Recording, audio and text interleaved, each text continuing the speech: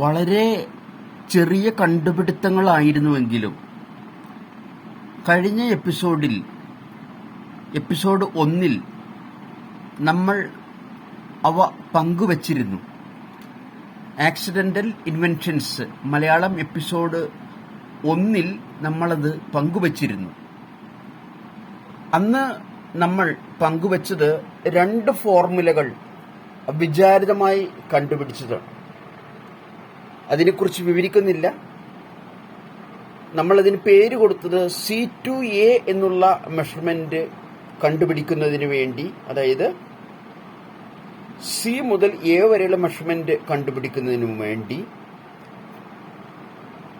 C മുതൽ A വരെയുള്ള measurement C മുതൽ A വരെയുള്ള മെഷർമെന്റ് കണ്ടുപിടിക്കാൻ വലിയ ട്രിഗണോമെട്രിക്കൽ കാൽക്കുലേഷൻസിന്റെ ആവശ്യമില്ല. റേഡിയസ് ബൈ 2 എന്നുള്ള ഫോർമുല ഉപയോഗിച്ചാൽ മതി എന്ന് നമ്മൾ പറഞ്ഞിരുന്നു. അവിചാരിതമായി കണ്ടുപിടിച്ച കാര്യം പറഞ്ഞിരുന്നു. അതിനു മുമ്പ് ഒരു ഫോർമുല കൂടി അവിചാരിതമായി കണ്ടുപിടിച്ചത് പറഞ്ഞിരുന്നു. അതായത് ഒരു വൃത്തത്തെ ഇതുപോലെ 12 വിഭജിക്കുമ്പോൾ ഏറ്റവും അറ്റത്തുള്ള 2 ലൈനുകൾ തമ്മിലുള്ള അകലം, എലിവേഷനിൽ കാണുന്ന അകലം, ഫ്രണ്ട് വ്യൂവിൽ കാണുന്ന അകലം കണ്ടുപിടിക്കാൻ നമ്മളൊരു ഫോർമുല ഉണ്ടാക്കിയിരുന്നു. റേഡിയസ് ഹരണം 7.4641. അതെങ്ങനെയാണ് നമ്മൾ കണ്ടുപിടിച്ചതെന്നും അവിചാരിതമായി കണ്ടുപിടിച്ചതും നമ്മൾ പറഞ്ഞിരുന്നു. അതിന് നമ്മൾ പേരിട്ടത് 6-2B എന്നുള്ളതാണ്. നമ്മൾ കണ്ടുപിടിച്ചത് കാരണം നമ്മൾ തന്നെ പേരിടുകയാണ് 6-2B, 6 മുതൽ B വരെ. അതായത് 6 എന്ന് പറയുന്നത് ഈ ഒരു പോയിന്റാണ്, B എന്ന് പറയുന്നത് ഈ പോയിന്റാണ്. അപ്പൊ ഇവിടം മുതൽ ഇവിടം വരെയുള്ള ഡിസ്റ്റൻസ്, അകലം കണ്ടുപിടിക്കാൻ വലിയ ട്രിഗണോമെട്രിക്കൽ കാൽക്കുലേഷൻസിലേക്കൊന്നും പോവേണ്ട ആവശ്യമില്ല. റേഡിയസ് ഹരണം 7.4641 എന്ന് പറഞ്ഞിരുന്നു. ഇന്ന് നമ്മൾ അവിചാരിതമായി തന്നെ എനിക്ക് മൂന്നാമതൊരു പ്രാവശ്യം കണ്ടുപിടിക്കേണ്ടി വന്നത്, ഒന്നും കണ്ടുപിടിക്കാൻ വേണ്ടി കണ്ടുപിടിച്ചതല്ല, ഇതുപോലുള്ള ഒരുപാട് കാൽക്കുലേഷനുകൾ ജീവിതത്തിൽ ഫാബ്രിക്കേഷൻ ചെയ്യിപ്പിക്കേണ്ടി വന്നപ്പോൾ കണ്ടുപിടിച്ചത് മാത്രമാണ് ഇന്നും പങ്കുവയ്ക്കുന്നത്. ഇത് എപ്പിസോഡ് 2 ആണ്. ആക്സിഡന്റൽ ഇൻവെൻഷൻസ് മലയാളം എപ്പിസോഡിലെ 2 ആണ്. നമുക്ക് കടന്നു വരാം. ഇതിലൂടെ ഞാൻ കണ്ടുപിടിച്ചതായിട്ട് നിങ്ങളോട് പറയുന്നതിന് മുമ്പ് 2-3 കാര്യങ്ങൾ എനിക്ക് നിങ്ങളോട് പറയേണ്ടി വരും. അതായത് നമ്മൾ കോൺ ഡെവലപ്മെന്റുകൾ പഠിച്ചിരുന്നു. ഈ ആക്സിഡന്റൽ ഇൻവെൻഷൻസ് മലയാളം എപ്പിസോഡിലല്ല, എന്റെ മറ്റൊരു സീരീസായ ഫാബ്രിക്കേറ്റഡ് കോൺസ് മലയാളം എന്നുള്ളതിലും അതിന്റെ ഇംഗ്ലീഷ് വേർഷനായ ഡിഗ്രി കാൽക്കുലേഷൻസ് ഇംഗ്ലീഷ് എപ്പിസോഡ് എന്നുള്ള പേരിലും അതിന്റെ ഹിന്ദി വേർഷനായ സ്ട്രക്ചറൽ സൂപ്പർവൈസേഴ്സ് മാനുവൽ ഹിന്ദി എപ്പിസോഡിലൂടെയും നമ്മൾ കോണുകളെക്കുറിച്ചും വ്യത്യസ്തമായ കോണുകളെക്കുറിച്ചും അവയുടെ ഡെവലപ്മെന്റുകളെക്കുറിച്ചും പഠിച്ചിരുന്നു. അതിലൊരു കോണാണ് ഞാനിവിടെ വരച്ചിരിക്കുന്നത്. ഇത് നിങ്ങൾക്കറിയാം, കോണിന്റെ എലിവേഷൻ ആണെന്ന് ഞാൻ നിങ്ങളെ പലതവണ പറഞ്ഞു തന്നിട്ടുണ്ട്. പ്ലാനിനെ കുറിച്ചും എലിവേഷനെ കുറിച്ചും. എലിവേഷൻ എന്ന് പറഞ്ഞാൽ ഫ്രണ്ട് വ്യൂ ആണെന്ന് ഞാൻ പറഞ്ഞിരുന്നു. ഏകദേശം ഒരു ആകൃതി ഇതാണ് ഫ്രണ്ട് വ്യൂയിലുള്ള കോണിന്റെ ആകൃതി. എന്നാൽ ഇത് ഉണ്ടാക്കിയതിനു ശേഷമുള്ള രൂപമാണെന്ന് നമുക്കറിയാം. നമ്മൾ പ്ലേറ്റ് മാർക്ക് ചെയ്ത്, കട്ട് ചെയ്ത്, ഗ്രൈൻഡ് ചെയ്ത്, ഡീബറിംഗ് ചെയ്ത്, അത് ബെൻഡ് ചെയ്തോ അല്ലെങ്കിൽ റോളിംഗ് ചെയ്തോ ഉണ്ടാക്കിയപ്പോഴുള്ള രൂപമാണിത്. എന്നാൽ ഇത് ഉണ്ടാക്കുന്നതിന് മുമ്പുള്ള രൂപത്തെയാണ് നമ്മൾ ഡെവലപ്മെന്റ് എന്ന് പറയുന്നതെന്ന് പഠിപ്പിച്ചു തന്നിട്ടുണ്ട്. ഈ കോൺ ഉണ്ടാക്കാൻ ആവശ്യമായിട്ടുള്ള ഡെവലപ്മെന്റ് ഏകദേശ ആകൃതി ഇതുപോലെയായിരിക്കുമെന്ന് പലതരം കോണുകൾ ഉണ്ടാക്കിക്കൊണ്ട് നമ്മൾ ചെയ്തിരുന്നു. 45 ഡിഗ്രിയിൽ വരുന്ന കോണുകൾ നമ്മൾ ഉണ്ടാക്കിയിരുന്നു. ഈ ചരിവ് വളരെയധികം കുറഞ്ഞ് തിരശ്ചീനമായി വരുന്ന രീതിയിൽ നമ്മൾ പഠിച്ചിരുന്നു. അങ്ങനെ വ്യത്യസ്തമായ കോണുകളെ കുറിച്ച് നമ്മൾ പഠിച്ചിരുന്നു. അപ്പോഴെല്ലാം നമുക്ക് കോൺ ഉണ്ടാക്കുമ്പോൾ മുഖ്യമായിട്ടും 2 മെഷർമെന്റുകളെ ആവശ്യമുള്ളൂ എന്ന് ഞാൻ പറഞ്ഞു തന്നിരുന്നു. ഒന്ന്, റേഡിയസ് വരയ്ക്കാനാവുമ്പോൾ നമ്മൾ റേഡിയസ് എത്രയാണെന്നുള്ളത്, ആരം വരയ്ക്കാനുള്ള ആരം എത്രയാണെന്നുള്ളത്, അതായത് ഈ റൗണ്ട് വരയ്ക്കാൻ ആവശ്യമായിട്ടുള്ള ആരം എത്രയാണെന്ന് നമ്മൾ അറിയണം. അതോടൊപ്പം ആരം വരച്ചത് കൊണ്ടായില്ലല്ലോ, ആരം കൊണ്ട് ഒരു റൗണ്ടിന്റെ ഒരു ഖണ്ഡം, വൃത്തഖണ്ഡം വരച്ചത് കൊണ്ടായില്ലല്ലോ. ആ വൃത്തം എവിടെ കൊണ്ടുപോയി അവസാനിപ്പിക്കണം, ഇവിടെ തുടങ്ങി ഇവിടെ അവസാനിപ്പിക്കണം എന്നറിയാൻ ഇവിടെ മുതൽ ഇവിടം വരെയുള്ള മെഷർമെന്റുകൾ കൂടി കണ്ടുപിടിക്കേണ്ട രീതി പറഞ്ഞു തന്നിരുന്നു. ഇത് പഠിച്ചു കഴിഞ്ഞാൽ തീർച്ചയായിട്ടും ഇത് പഠിക്കാൻ ഒരു പ്രയാസവും ഇല്ലെന്ന് എന്റെ കഴിഞ്ഞ ആ ഫാബ്രിക്കേറ്റഡ് കോൺസും സ്ട്രക്ചറൽ സൂപ്പർവൈസേഴ്സും മാനുവലും ഡിഗ്രി കാൽക്കുലേഷൻസും കേട്ടിട്ടുള്ള നിങ്ങൾക്ക് മനസ്സിലാവും. അപ്പോൾ ഞാൻ പറഞ്ഞു വരുന്നത് വ്യത്യസ്തമായ കോണുകളെ കുറിച്ച്, വ്യത്യസ്ത ഡിഗ്രിയിലുള്ള കോണുകളെ കുറിച്ച് പറഞ്ഞപ്പോൾ കോൺ ഇതായിരിക്കും, അതിന്റെ ഡെവലപ്മെന്റുകൾ ഇതായിരിക്കും. ഇതിന്റെ ചരിവ് കൂട്ടിയുള്ളതും കുറച്ചുള്ളതും പഠിപ്പിച്ചു തന്നപ്പോൾ കുറച്ചു കഴിഞ്ഞാൽ എന്താ സംഭവിക്കുന്നത്, ഈ വർത്തുളാകൃതി കുറച്ചുകൂടി ദൂരത്തോളം പോകും അല്ലേ. അതുപോലെ ഈ കട്ട് വളരെ ചെറിയ ഭാഗത്ത് മാത്രമേ കട്ട് ചെയ്ത് കളയേണ്ടതേ ഉള്ളൂ എന്ന് കൂടി നമ്മൾ കണ്ടിരുന്നു അല്ലേ. അത് ആണ് ഞാൻ അടുത്ത ഡയഗ്രാമിൽ വരച്ചു വെച്ചിരിക്കുന്നത്. നോക്കുക, ഇതും കോൺ തന്നെ, മുമ്പ് കണ്ട പോലത്തെ കോൺ തന്നെ. എന്താണ് വ്യത്യാസം? കോണിന്റെ മുമ്പത്തെ കോണിൽ നമ്മൾ കണ്ട ചരിവ് വളരെയധികം കുറച്ച് തിരശ്ചീനമായ ബേസ് തലത്തിലേക്ക് വരുന്ന രീതിയിൽ ചരിച്ചു കളഞ്ഞു. ഇത്രയേ ചരിവുള്ളൂ.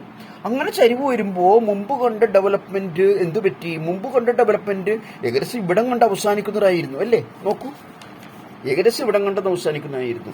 ഈ പ്രാവശ്യമോ അങ്ങനെ വരുമ്പോൾ ഡെവലപ്മെന്റ് കൂടുതൽ വർത്തുളാകൃതി വന്ന് വളരെ കുറച്ച് ഭാഗം മാത്രമേ കട്ട് ചെയ്ത് കളയേണ്ടി വരുന്നുള്ളൂ. ഇനി വീണ്ടും ഇതിന്റെ ചരിവ് വീണ്ടും താഴുകയാണ്, കുറവേ ഉള്ളൂവെങ്കിൽ വീണ്ടും ഇത് അടുത്ത് വരും അല്ലേ. അപ്പൊ അങ്ങനെയുള്ള പല ജാതി കോണുകളെ കുറിച്ച് പറഞ്ഞു. അപ്പൊ ഇവിടെയും ഈ കോണിന്റെ ഡെവലപ്മെന്റുകളിൽ നമുക്ക് വേണ്ടത് മുഖ്യമായിട്ട് രണ്ട് അളവുകളാണ്. ഒന്ന് റേഡിയസ് വരക്കാൻ ആവശ്യമുള്ള അളവ്, അതായത് റേഡിയസ് വൃത്തത്തിൽ സെന്റർ മുതൽ ഇവിടം വരെയുള്ള അളവ് കിട്ടിക്കഴിഞ്ഞാൽ നമുക്കൊരു വൃത്തം വരയ്ക്കാം. എവിടെ കൊണ്ടുവന്ന് ക്ലോസ് ചെയ്യണമെന്നറിയാൻ ഇവിടം മുതൽ ഇവിടം വരെയുള്ള നീളം കൂടി അറിയണം. അത് രണ്ടും മാത്രമേ മുഖ്യമായിട്ട് അറിയേണ്ടതുള്ളൂ. അത് ഈ വൃത്തഖണ്ഡത്തിനായാലും ഈ വൃത്തഖണ്ഡത്തിനായാലും അത് മാത്രമേ ഉള്ളൂ. അപ്പോൾ അതിനൊക്കെ നമുക്ക് ഈ അളവ് കിട്ടിയാൽ സാധിക്കുമായിരുന്നു. പക്ഷെ ഇന്ന് നമ്മൾ പഠിക്കാൻ പോകുന്നത്, ഇന്ന് നമ്മൾ പഠിക്കുകയല്ല, ഇത് ഞാൻ പഠിപ്പിച്ചിട്ടുള്ളതാണ്, ഫാബ്രിക്കേറ്റഡ് കോൺസിൽ പഠിപ്പിച്ചിട്ടുള്ളതാണ്.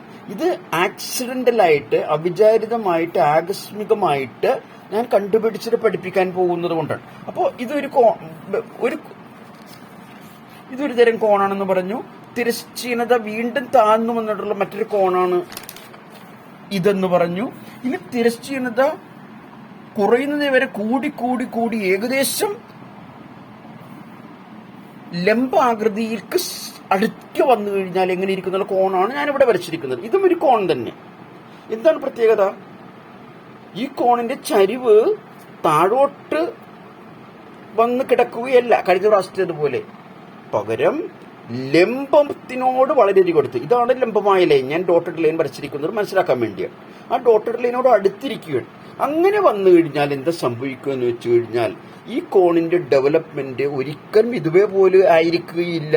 അത്രയും വർത്തുളാകൃതി ഉണ്ടാകുകയില്ല, ഇതുപോലെയും വർത്തുളാകൃതി ഉണ്ടാകുകയില്ല. പകരം നിങ്ങൾക്കറിയാം, നമുക്ക് ഡെവലപ്മെന്റ് വരയ്ക്കാൻ ആവശ്യമുള്ളത് ഒരു റേഡിയസും ആരവും ആ വൃത്തം എവിടെ കൊണ്ടുപോയി ഖണ്ഡിച്ച് വൃത്തഖണ്ഡമാക്കണമെന്നുള്ള ഒരു അളവ് മാത്രമാണ്. പക്ഷെ ഇതിനെ സംബന്ധിച്ച് ഇതിന്റെ ആരം എത്ര ദൂരെ പോകും? ഇതിന്റെ ചരിവ് വളരെ കുറവുമാണ്, ലംബത്തിൽ നിന്ന് കുറച്ച് മാത്രമേ ഉള്ളൂ. അതുകൊണ്ട് ഇവിടെ നിന്നൊരു ലൈൻ നീട്ടി വരച്ചാൽ ഒരുപാട് ദൂരത്തോളം അത് പോകും.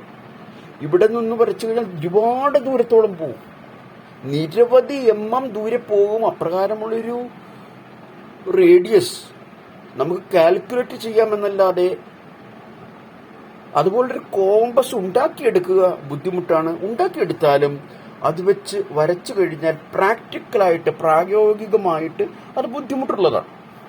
അപ്പോൾ അതുകൊണ്ട് ഈ പ്രകാരമുള്ള കോണുകളുടെ ഡെവലപ്മെന്റ് ഏകദേശം ഇതേ രീതിയിലായിരിക്കും. അതായത് ഇത്രയും വർത്തുളാകൃതി നമുക്ക് കാണാൻ പറ്റില്ല, നമ്മുടെ കണ്ണുകൊണ്ട് പോലും തിരിച്ചറിയാൻ പറ്റാത്ത ലഘുവായ വർത്തുളാകൃതിയായിരിക്കും, ഏകദേശം ഒരു ലൈൻ പോലെ ഇരിക്കും.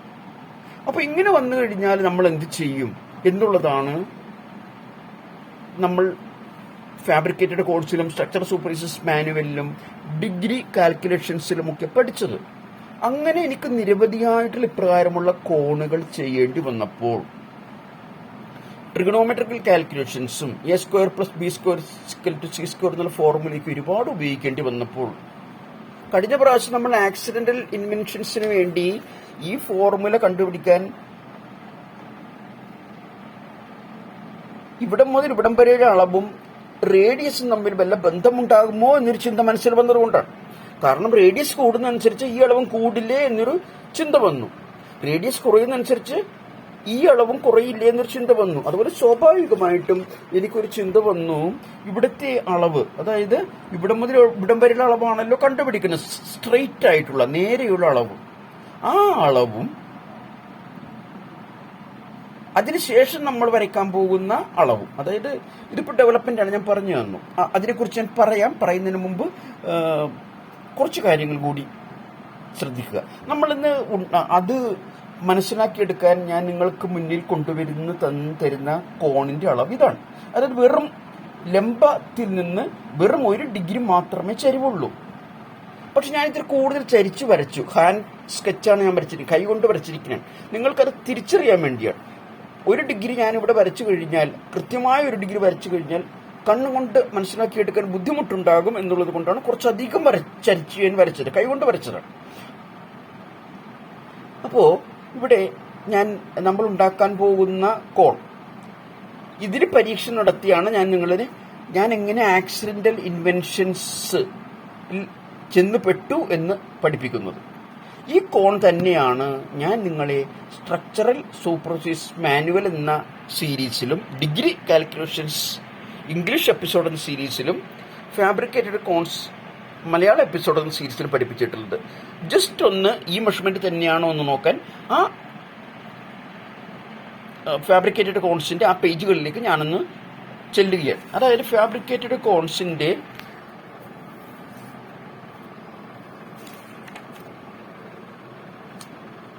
പ്രസ്തുത കോൺ ഡെവലപ്പ് ചെയ്യാൻ വേണ്ടി നമ്മൾ പഠിച്ചപ്പോൾ ഇതെല്ലാം നിങ്ങൾ ഓർമ്മിക്കുന്നുണ്ടാവും. അതിൽ ആദ്യം നമ്മൾ കോണിന്റെ പടം വരച്ച് കാണിച്ചതാണ് ഞാൻ നിങ്ങളെ കാണിക്കാൻ പോകുന്നത്. നോക്കുക, ഇതാണ് കോണിന്റെ പടമായിട്ട് നമ്മൾ വരച്ച് കാണിച്ചത്. അതിനെ ചെറിയ ചെറിയ ഖണ്ഡങ്ങളായിട്ട് വിഭജിക്കുന്നത് കാണിച്ചു. നോക്കുക, നമ്മളിപ്പോൾ കണ്ട മെഷർമെന്റും അന്ന് പഠിച്ച മെഷർമെന്റ് ഒന്നാണ്. 2088 ആണ് ഡയമീറ്റർ. നമ്മൾ പഠിക്കാൻ പോകുന്നതോ, ഇപ്പോൾ പരീക്ഷ നടത്താൻ പോകുന്നതോ അതും 2088 തന്നെ. 1 ഡിഗ്രിയാണ് ചരിഞ്ഞിരിക്കുന്നത്. അന്ന് പരീക്ഷണം നടത്തിയതോ അതും 1 ഡിഗ്രി ചരിഞ്ഞാണ് പരീക്ഷണം നടത്തിയത്. ആ പരീക്ഷണം നടത്തിയതിലെ ചരിവായിട്ട് നമ്മൾ അന്ന് വെച്ചത് 2000 mm ആണ്. ഇന്നും നമ്മൾ ചരിവായിട്ട് വെക്കുന്നത് 2000 mm ആണ്. അപ്പോൾ അന്ന് നിങ്ങൾ ഈ പറഞ്ഞ മെഷർമെന്റ് കൊണ്ട് ഇതിന്റെ ഡെവലപ്മെന്റ് ഉണ്ടാക്കാൻ പഠിച്ചതാണ്. അതുകൊണ്ട് ഞാൻ ഇതിനെക്കുറിച്ച് യാതൊന്നും ഇന്ന് പഠിപ്പിക്കുന്നില്ല. പകരം ആ ഇൻവെൻഷനിൽ, ആ കണ്ടുപിടുത്തത്തിൽ എത്തിയ രീതി മാത്രമേ പഠിപ്പിക്കുന്നുള്ളൂ. ഓക്കെ, അപ്പൊ ഓർക്കുക, 2088 എന്നുള്ള ഡയമീറ്റർ ഒരിക്കൽ കൂടി ഞാനിവിടെ എഴുതുന്നു. 2000 എന്നുള്ള ചരിവ് നീളം ഒരിക്കൽ കൂടി ഞാനിവിടെ എഴുതുന്നു. ഇത് 1 ഡിഗ്രി ആണെങ്കിൽ ഉള്ളിലെത്തുള്ള ഡിഗ്രി എത്രയായിരിക്കും? നിങ്ങൾക്ക് എവർക്കും അറിയാം, 89 ഡിഗ്രി. എന്തിനാണ് ഞാൻ ഈ 89 ഡിഗ്രിയൊക്കെ കണ്ടുപിടിച്ചത്, 89 ഡിഗ്രിയൊക്കെ ഇവിടെ എഴുതിയത്? നമുക്ക് ഇതിന്റെ ഡെവലപ്മെന്റ് ഇതുപോലെ ഉണ്ടാക്കണമെങ്കിൽ 2 മെഷർമെന്റ് ആണ് ഇതിനൊക്കെ വേണമെന്ന് പറഞ്ഞത്. എന്താണ്? ഒന്ന്, ആരം കണ്ടുപിടിക്കണം, എന്നാലേ റൗണ്ട് വരക്കാൻ പറ്റൂ. 2, ഈ ആരം കൊണ്ടൊരു വൃത്തം വരച്ചാൽ ആ വൃത്തം എവിടം മുതൽ എവിടം വരെ മാത്രമേ വേണ്ടൂ എന്നറിയാൻ വേണ്ടി ഒരു സ്ട്രെയിറ്റ് ആയിട്ടുള്ള നേരെയുള്ളൊരു ഡിസ്റ്റൻസ് കിട്ടണം. അപ്പൊ അതാണ് നമ്മളുടെ ലക്ഷ്യം. അപ്പൊ നമ്മളുടെ ഇവിടുത്തെ ഒന്നാമത്തെ ലക്ഷ്യം ആരം കണ്ടുപിടിക്കുകയാണ്. ഇത് എവിടെ ചെന്ന് കൂട്ടിമുട്ടും? ഇത് രണ്ടും കൂടി കൂട്ടി വരച്ചാൽ എവിടെ ചെന്ന് കൂട്ടിമുട്ടും? ഇത് ഞാൻ മുമ്പ് പറഞ്ഞതുപോലെ ഹാൻഡ് സ്കെച്ചാണ്, കൈകൊണ്ട് വരച്ചതാണ്. നിങ്ങളെ കാണിക്കാൻ വേണ്ടി കൂടുതൽ ചരിവ് വരച്ചു. ഒരിക്കലും 89 ഡിഗ്രി ഇങ്ങനെ ആയിരിക്കില്ല എന്നറിയാം. ഏകദേശം ലംബമായി തന്നെ മുന്നോട്ട് പോകും. ലംബത്തിൽ നിന്ന് ലേശം മാത്രമേ ചരിവുണ്ടാവുള്ളൂ, പക്ഷെ പഠിപ്പിക്കാൻ വേണ്ടിയാണ്. അപ്പോ ഈ 2088 89 ഡിഗ്രിയും വെച്ച് നമുക്ക് ഈ ആരം എത്രയാണ് കണ്ടുപിടിക്കാം. എങ്ങനെയാണ് കണ്ടുപിടിക്കേണ്ടത്? കഴിഞ്ഞ എപ്പിസോഡിലൊക്കെ പഠിപ്പിച്ചു തന്നിട്ടുള്ളതാണ് അല്ലേ? നമുക്ക് ഒരു ത്രികോണമിതിയിലെ കാൽക്കുലേഷൻ ഉപയോഗിച്ച് കണ്ടുപിടിക്കാവുന്നതേ ഉള്ളൂ. അപ്പൊ നമുക്കൊരു ത്രികോണം ഉണ്ടാക്കണം അല്ലേ? നമുക്കിപ്പോൾ ഉണ്ടാക്കാവുന്ന ഒരു ത്രികോണമാണ്. ഇവിടെ നിന്ന് ഇവിടം വരെ നീളം, അവിടെ നിന്ന് നേരെ ഈ 2052 മധ്യഭാഗം വരെ വരുന്ന നീളമുള്ള ഒരു ലൈൻ, അവിടെ നിന്ന് എവിടെ തുടങ്ങി അവിടെ അവസാനിക്കുന്ന ഒരു ലൈൻ. അപ്പോൾ ഒരു ത്രികോണമായല്ലോ. ആ ത്രികോണമാണ് ഞാൻ ഇവിടെ വരച്ചിരിക്കുന്നത്. അതായത് ഇവിടെ തുടങ്ങി ഇവിടം വരെയുള്ള നീളം, അതാണ് ഇവിടം മുതൽ ഇവിടം വരെയുള്ള നീളം. എവിടെ എത്തിയോ അവിടെ മുതൽ 2052 മധ്യഭാഗം വരെയുള്ള നീളം, അതാണ് ഞാൻ ഇവിടെ എഴുതിയിരിക്കുന്നത്. ഇവിടം മുതൽ ഇവിടം വരെയുള്ള ലൈൻ, മധ്യഭാഗം മുതൽ എവിടെ തുടങ്ങിയോ അവിടെ അവസാനിക്കുന്ന ലൈൻ, അതാണ് ഇവിടെ. ആ ലൈൻ, ഈ ത്രികോണം നമുക്കുണ്ടെങ്കിൽ നമുക്ക് ഈ നീളം കണ്ടുപിടിക്കാൻ പറ്റുമെന്നുള്ളത് പല എപ്പിസോഡിൽ പഠിപ്പിച്ചിട്ടുള്ളതാണ്. ഈ നീളം കണ്ടുപിടിക്കാൻ പറ്റും. അപ്പോൾ നമുക്ക് ഇതിലെ ഈ മെഷർമെന്റുകൾ കൊടുക്കാം. ഈ 89 ഡിഗ്രി എന്നുള്ളത് ഇവിടെ നമുക്ക് 89 ഡിഗ്രി എന്ന് എഴുതാം. ഞാൻ ഇവിടെ എഴുതിയിട്ടുണ്ട് 89 ഡിഗ്രി. ഈ ത്രികോണത്തിന്റെ മധ്യഭാഗം മുതൽ ഇവിടം വരെയുള്ള നീളം എത്രയായിരിക്കും? ഡയമീറ്റർ ആണ്, വ്യാസമാണ് 2088. അതായത് ഇവിടം മുതൽ ഇവിടം വരെയുള്ള നീളമാണ് 2088. അപ്പോൾ പകുതി എത്രയായിരിക്കും? പകുതിയാണ് നമ്മൾ റേഡിയസ് എന്ന് പറയുന്നത്. ഇവിടം മുതൽ ഇവിടം വരെ 2088 പകുതി എത്രയാണ്? 1044. ഞാനിവിടെ എഴുതിയിട്ടുണ്ട് റേഡിയസ് 1044, 89 ഡിഗ്രി എന്ന്. ഇനി അടുത്ത ഡയഗ്രാമിലേക്ക് വരിക. അപ്പോൾ ഇനി നമുക്ക് ഈ രണ്ട് മെഷർമെന്റുകളും ഉണ്ടെങ്കിൽ നമുക്ക് ഈ നീളം കണ്ടുപിടിക്കാവുന്നേ ഉള്ളൂ. അതിന് നമ്മൾ എന്താണ് ഉപയോഗിക്കുന്നത്? സാധാരണ ട്രിഗണോമെട്രിയിലെ സൈൻ തീറ്റയോ കോസ് തീറ്റയോ ടാൻ തീറ്റയോ ആണ്. ആ സൈൻ തീറ്റയെക്കുറിച്ചും കോസ് തീറ്റയെക്കുറിച്ചും ടാൻ തീറ്റയെക്കുറിച്ചും ഞാൻ പഠിപ്പിച്ചു തന്നിട്ടുള്ളത് കാരണം ഇന്ന് അതൊന്നും പറയുന്നില്ല. ഇത് മൂന്നുമാണ് അതിന്റെ ഫോർമുലകളെന്ന് പറഞ്ഞു തന്നിട്ടുണ്ട്. സൈൻ തീറ്റ എന്ന് പറഞ്ഞാൽ ഓപ്പോസിറ്റ് സൈഡ് ഹരണം ഹൈപ്പോട്ടിന്യൂസ്, ഓപ്പോസിറ്റ് സൈഡ് എതിർവശം ഹരണം ഹൈപ്പോട്ടിന്യൂസ് കർണം. ഇത് cos theta equal to adjacent side divided by hypotenuse. Adjacent side AS സമീപവശം ഹരണം ഹൈപ്പോട്ടിന്യൂസ് കർണം പഠിപ്പിച്ചു തന്നിട്ടുള്ളതാണ്. ടാൻ തീറ്റ അതുകൊണ്ട് വിശദ വിവരങ്ങളിലേക്ക് കടക്കുന്നില്ല. ടാൻ തീറ്റയും അപ്രകാരം തന്നെ പഠിപ്പിച്ചു തന്നിട്ടുള്ളതാണ്. Opposite side divided by adjacent side. Opposite side OS എതിർവശം ഹരണം അഡ്ജസന്റ് സൈഡ് സമീപവശം. അപ്പൊ ഈ മൂന്ന് ഫോർമുലകളാണ് പഠിപ്പിച്ചു തന്നിട്ടുള്ളത്. അതിൽ ഏത് ഫോർമുല നമുക്ക് ഈ പറഞ്ഞ ത്രികോണത്തിൽ അപ്ലൈ ചെയ്യാൻ പറ്റും? ഈ ത്രികോണത്തിൽ പറ്റുന്ന ഫോർമുല കോസ് തീറ്റ എന്നുള്ളതാണ്. കാരണം എന്താ? കോസ് തീറ്റയുടെ ഫോർമുല എന്താണ് പറയുന്നത്? കോസ് തീറ്റ എന്ന് പറഞ്ഞാൽ adjacent side divided by hypotenuse ആണ്. അതിൽ കോസ് തീറ്റയിൽ തീറ്റയുണ്ട് നമ്മുടെ അടുത്ത്. കോസ് തീറ്റയിൽ തീറ്റയുണ്ട്, 89 ഡിഗ്രി എന്നുണ്ട്. Cos theta is equal to സമം അഡ്ജസന്റ് സൈഡ്, സമീപവശവും നമ്മുടെ കൈവശമുണ്ട്. എത്രയാണ് സമീപവശം? 1044 ഹരണം H എന്നാണ് പറയുന്നത്. ഹരണം H എന്നാണ് പറയുന്നത്. ഈ H നമ്മുടെ കൈവശം ഇല്ല, അത് കിട്ടേണ്ടതാണ്. അപ്പൊ തീർച്ചയായിട്ടും കോസ് തീറ്റ H എന്ന് പറഞ്ഞ ഇവിടം മുതൽ ഇവിടം വരെയുള്ള ഹൈപ്പോട്ടിന്യൂസ് കർണം എന്ന് പറയുന്നത് നിങ്ങൾക്ക് ഏവർക്കും അറിയാം 90 ഡിഗ്രി ഉള്ളതിന്റെ എതിർവശമാണ്. അങ്ങനെയും ചിന്തിക്കാം. മറ്റൊരു വിധത്തിൽ ചിന്തിക്കുകയാണെങ്കിൽ ഒരു 90 ഡിഗ്രി ത്രികോണത്തിലെ ഏറ്റവും വലിയ വശവുമെന്നും ചിന്തിക്കാം. അപ്പൊ നമുക്ക് കോസ് തീറ്റ തന്നെ അപ്ലൈ ചെയ്യാം. കോസ് തീറ്റ തന്നെ നമുക്ക് ഉപയോഗിക്കാം. കോസ് തീറ്റ സമം അഡ്ജസന്റ് സൈഡ് ഹരണം ഹൈപ്പോട്ടിന്യൂസ്. ഈ മൂന്ന് ഫോർമുലയിലെ കോസ് തീറ്റ ഒരിക്കൽ കൂടി ഞാൻ എഴുതിയിരിക്കുന്നു. കോസ് തീറ്റയിൽ തീറ്റയുടെ സ്ഥലത്ത് 89 എഴുതിയിരിക്കുന്നു. അഡ്ജസന്റ് സൈഡ് സമീപവശത്തിന്റെ സമയത്ത് 1044 എന്ന് എഴുതിയിരിക്കുന്നു. 1044 ആണ്.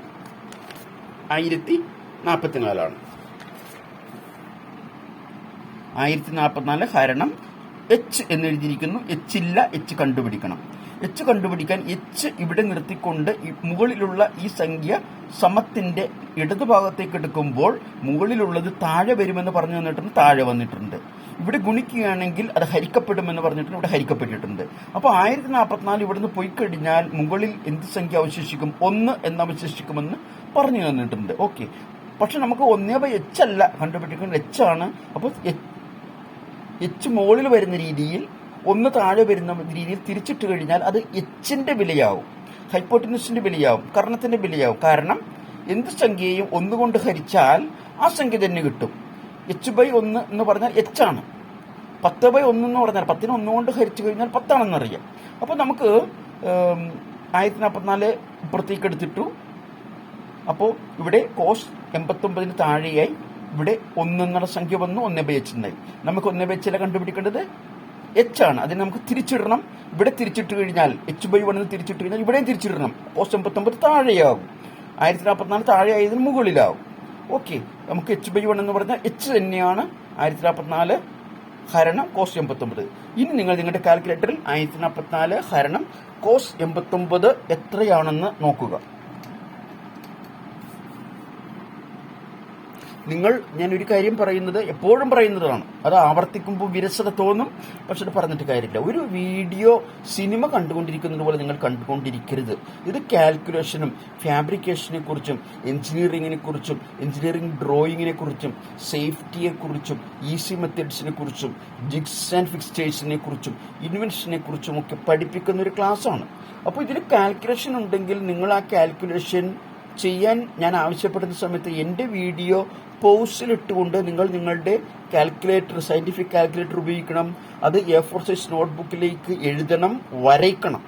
അതിന് സ്കെയിൽ വേണം, പ്രൊട്രാക്ടർ വേണം, കോമ്പസ് വേണം, സെസ്ക്വയർ വേണം, എന്തൊക്കെ വേണമോ അതെല്ലാം വെച്ചുകൊണ്ട് ഞാൻ വെറും ഫ്രീ ഹാൻഡ് സ്കെച്ച് വരയ്ക്കുന്നത് പോലെ വരയ്ക്കരുത്. യഥാർത്ഥത്തിൽ വരയ്ക്കുന്ന രീതിയിൽ സ്കെയിലായിട്ട് വരക്കണം. സ്കെയിൽ എന്നതുകൊണ്ട് ഉദ്ദേശിക്കുന്നത് ഈ സ്കെയിൽ അല്ല എന്ന് നിങ്ങൾക്കറിയാം. സ്കെയിൽ എന്ന് പറഞ്ഞു കഴിഞ്ഞാൽ നിങ്ങൾക്കർത്ഥം ഏത് മെഷർമെന്റ് ആണോ ആ മെഷർമെന്റ് ആനുപാതികമായിട്ട് വരക്കണം എന്നുള്ളത്. ഇപ്പൊ ഇവിടുത്തെ മെഷർമെന്റ് 1044 ഒരിക്കലും 1044 mm നിങ്ങളുടെ A4 സൈസ് നോട്ട്ബുക്കിൽ വരയ്ക്കാൻ പറ്റില്ല. അപ്പോൾ അതിനെ എത്ര കൊണ്ട് ഭാഗിച്ച് വരയ്ക്കാൻ പറ്റുമോ അത്ര കൊണ്ട് ഭാഗിച്ച് വരയ്ക്കുന്നതിനെയാണ് നമ്മൾ സ്കെയിലിൽ വരയ്ക്കുക എന്ന് പറയുന്നത്. ചിലപ്പോൾ 2 ഭാഗിച്ചാൽ വരയ്ക്കാൻ പറ്റുമായിരിക്കും, ചിലപ്പോൾ പറ്റില്ല എങ്കിൽ അതിന് 20 വായിക്കേണ്ടി വരും, ചിലപ്പോൾ 200 വായിക്കേണ്ടി വരും. എത്ര വെച്ച് വായിക്കുന്നു അതേ രീതിയിൽ നിശ്ചിത അനുപാതത്തിൽ ഭാഗിച്ച് വരയ്ക്കുന്നതിനെയാണ് സ്കെയിലിൽ വരയ്ക്കുക എന്ന് എഞ്ചിനീയറിംഗ് ഡ്രോയിങ്ങിന്റെ ഭാഷയിൽ പറയുന്നത്. ഓക്കെ, അപ്പോൾ നമുക്ക് h കിട്ടി 59,819.8. h ഇപ്പോൾ കിട്ടി 59,819.8. ഏതാണത്? നമ്മൾ ഇവിടെ h കണ്ടെത്താൻ പരിശ്രമിക്കുകയായിരുന്നു, നമുക്കത് കിട്ടി 59,819.8. ഞാനത് കാൽക്കുലേറ്ററിൽ കാണിച്ചു തന്നില്ല, പക്ഷെ നിങ്ങൾ നിങ്ങളുടെ കാൽക്കുലേറ്ററിൽ ചെയ്തേ മതിയാവൂ, എങ്കിൽ മാത്രമേ നിങ്ങൾ പഠിക്കുകയുള്ളൂ. 1044 ഹരണം cos 89. 1044 ഹരണം cos 89 സമം നമുക്ക് കിട്ടുന്നു 59,819.8. നമുക്ക് കിട്ടുന്നു 59,819.8. എന്താണ് ഇത് 59,819.8? അത് ഹൈപ്പോട്ടിന്യൂസ് ആണ്. അത് ഈ ഹൈപ്പോട്ടിന്യൂസ് ആണ്. ഇവിടം മുതൽ ഇവിടം വരെ, അതായത് ഈ കോണിൻ ഉണ്ടാക്കാൻ എവിടം മുതൽ ഏത് പോയിന്റിൽ നിന്ന് നമ്മൾ റൗണ്ട് വരയ്ക്കുന്നുവോ അതിന്റെ അളവാണ്, റേഡിയസിന്റെ അളവാണ്. അപ്പോൾ നമുക്ക് കോണിന്റെ ഡെവലപ്മെന്റിന് ആവശ്യമായ റേഡിയസ് കിട്ടിക്കഴിഞ്ഞു, ഓൾറെഡി കിട്ടിക്കഴിഞ്ഞു 59,819.8. അപ്പൊ അത് വെച്ച് നമുക്ക് ഡെവലപ്മെന്റ് വരയ്ക്കാം ഏകർഷിതയാകൃതിയിൽ, അല്ലെങ്കിൽ ഏകർഷിതയാകൃതിയിൽ. ഇതേ ആകൃതിയിലേ വരികയുള്ളൂ, നമുക്ക് വരയ്ക്കാം. അപ്പോൾ 59,819.8 എന്നുള്ള റേഡിയസ് നമുക്ക് കിട്ടിയതാണത്. ഇവിടം മുതൽ ഇവിടം വരെ ഈ റൗണ്ടിന്റെ നിശ്ചിത ഭാഗം വരയ്ക്കാനുള്ളത്. ഈ ഭാഗം നമുക്ക് ഇവിടം മുതൽ ഇവിടം വരെയുള്ളത് 2000 എന്ന് ഓൾറെഡി പറഞ്ഞു കഴിഞ്ഞു. നമ്മുടെ കോണിൽ 2000 എന്ന് നമുക്ക് തന്നിട്ടുണ്ട്, നമ്മളുടെ കോണിൽ 2000 എന്ന് തന്നിട്ടുണ്ട്. ഓക്കെ, അപ്പോൾ നമുക്ക് ഈ മെഷർമെന്റ് കിട്ടി. അപ്പോൾ എന്തായിരിക്കും ഇവിടം മുതൽ ഇവിടം വരെയുള്ള മെഷർമെന്റ്? മൊത്തം റേഡിയസ് മൈനസ് 2000, അതല്ലേ 57,819.8. അപ്പോൾ ഈ റൗണ്ട് വരയ്ക്കാനും നമുക്ക് സാധിക്കും, ഈ റൗണ്ട് വരയ്ക്കാനും സാധിക്കും. ഇത് എവിടെ കൊണ്ട് അവസാനിപ്പിക്കണം എന്നുള്ള സ്ട്രെയിറ്റ് ആയിട്ടുള്ള ലൈൻ, സ്ട്രെയിറ്റ് ആയിട്ടുള്ള മെഷർമെന്റ്, നേരെയുള്ള അളവ് മാത്രം കിട്ടിയിട്ടില്ല. അത് കണ്ടുപിടിക്കലാണ് ഇനി നമ്മളുടെ അടുത്ത ജോലി. ഓക്കെ, അപ്പോൾ ഞാൻ അടുത്ത ജോലിയിലേക്ക് പോകുന്നതിന് മുമ്പ് നിങ്ങളോട് ചോദിക്കുകയാണ്, നമ്മളുടെ റേഡിയസ് ഒന്ന് ജസ്റ്റ് ചെക്ക് ചെയ്യുക. അതായത് നമ്മൾ ഇന്ന് പഠിക്കുന്നത് വളരെ ലൈറ്റായിട്ടുള്ള ടേപ്പറിംഗ് ഉള്ളതാണെന്ന് ഞാൻ പറഞ്ഞു. മുമ്പത്തെ പോലെ കുറഞ്ഞ ടേപ്പറിങ്, തിരശ്ചീനതയോട് വളരെ അടുത്ത ചരിവാണിത്.